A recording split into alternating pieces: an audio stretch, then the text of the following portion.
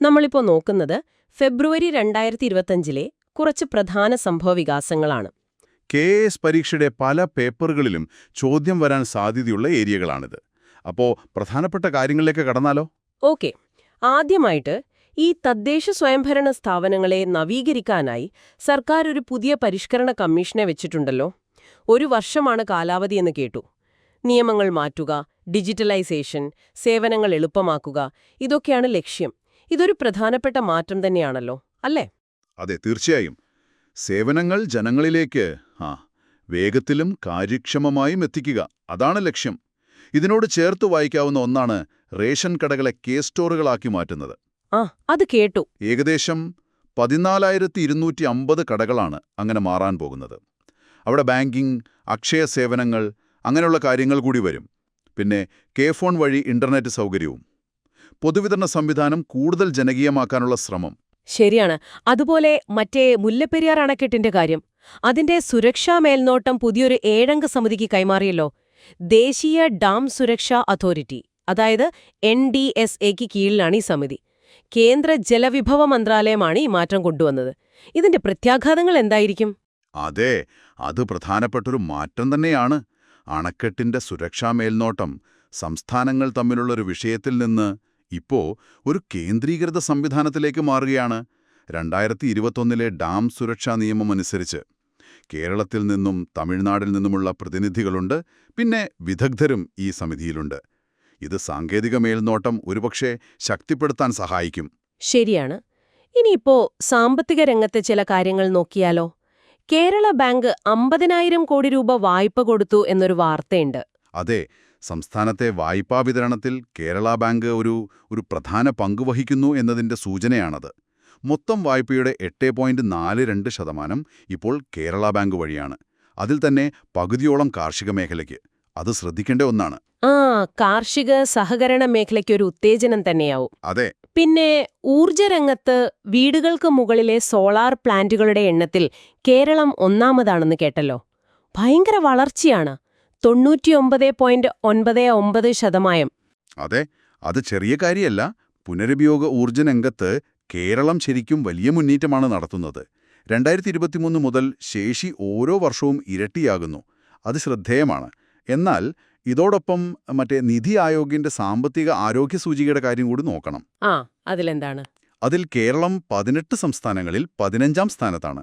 അപ്പോൾ വരുമാനം കൂട്ടുന്നതിൽ മെച്ചപ്പെട്ടു. പക്ഷേ ചെലവഴിക്കുന്നതിന്റെ ഗുണനിലവാരം അത് കുറവാണെന്നാണ് കണ്ടെത്തൽ. ഓഹോ, അപ്പൊ അതെന്തായിരിക്കും കാരണം? കടബാധ്യതയോ മറ്റോ?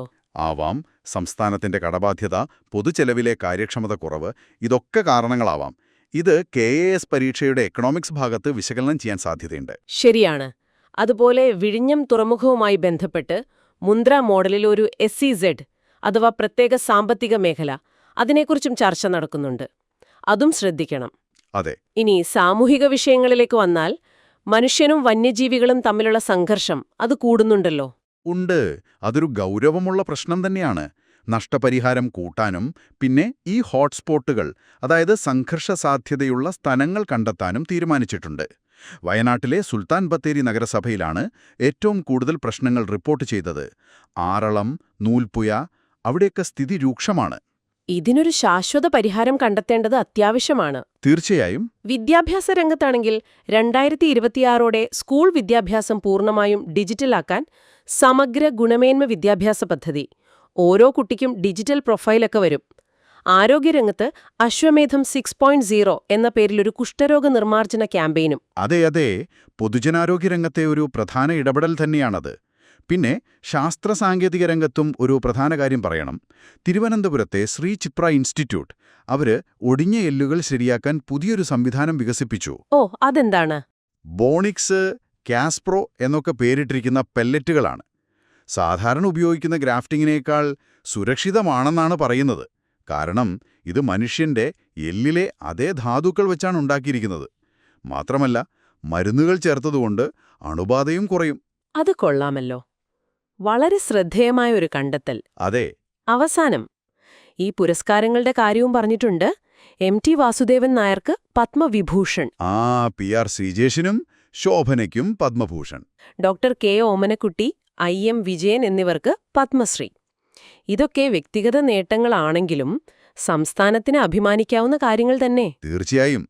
അതോടൊപ്പം മുൻ ISRO ചെയർമാൻ ഡോക്ടർ എസ് സോമനാഥന് അദ്ദേഹത്തിന് 2023 കേരള ശാസ്ത്ര പുരസ്കാരം ലഭിച്ചതും ഓർക്കണം. ശാസ്ത്ര സംഭാവനകൾക്കുള്ള അംഗീകാരമാണ്. ശരിയാണ്. അപ്പോ ഫെബ്രുവരിയിലെ ഈ വിവരങ്ങളൊക്കെ KS പരീക്ഷയ്ക്ക് തയ്യാറെടുക്കുന്ന നിങ്ങൾക്ക് വളരെ പ്രധാനപ്പെട്ടതാണ്.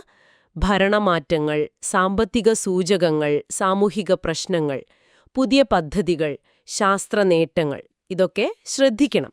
ഇവ തമ്മിലുള്ള ബന്ധങ്ങളൊക്കെ ഒന്ന് മനസ്സിലാക്കാൻ ശ്രമിക്കുന്നത് നന്നായിരിക്കും. അതെ, ഈ ചർച്ച നിങ്ങൾക്ക് ഉപകാരപ്രദമായി എന്ന് കരുതുന്നു. പിന്നെ നമ്മളിവിടെ സംസാരിച്ച വിഷയങ്ങളുമായി ബന്ധപ്പെട്ട് നിങ്ങൾ സ്വന്തമായി ആലോചിക്കേണ്ട ഒരു കാര്യം കൂടി പറയാം. അതായത് 2036 കേരളത്തിലെ നഗരജനസംഖ്യ ഏകദേശം 73% കൂടുതലാകും എന്നാണ് ഒരു പ്രവചനം. ഓ, അത്രയും കൂടുമോ? അതെ.